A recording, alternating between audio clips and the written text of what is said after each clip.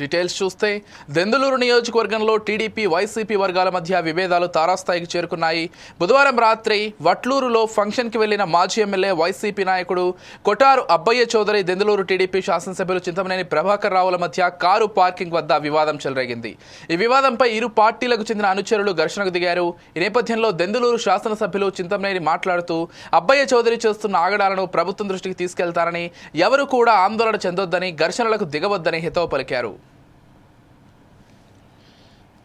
వివాహం చూసుకుని నేను బయటకు వస్తే నా కారు బయటికి వెళ్ళడానికి వీలు లేకుండా ఇక్కడ ఉన్నటువంటి వైఎస్ఆర్ పార్టీ ఇన్ఛార్జి మా కారు ఎదురుగా అడ్డంగా పెట్టి గొడవని ప్రేరేపించి ఆ గొడవ ద్వారా రాజకీయ లబ్ధి పొందాలని ప్రయత్నం చేశాడు.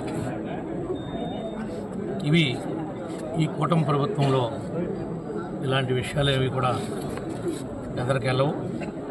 ఇదేమీ కళ్ళు లేని ప్రభుత్వం కాదు, చూస్తూ ఊరుకునేటువంటి ప్రభుత్వం కూడా కాదు. ఈ విషయాలన్నింటినీ కూడా వచ్చిన తర్వాత ఏం జరిగిందో అదంతా కూడా మా గన్మెన్ని పోలీస్ స్టేషన్కి వెళ్ళి కంప్లైంట్ ఇవ్వమన్నాను. నేను నాతో పాటు 5 వ్యక్తులు మేము ట్రావెల్ చేస్తున్నాం. వాళ్ళు ఒక 25 మందిని తీసుకుని వచ్చి ఏదో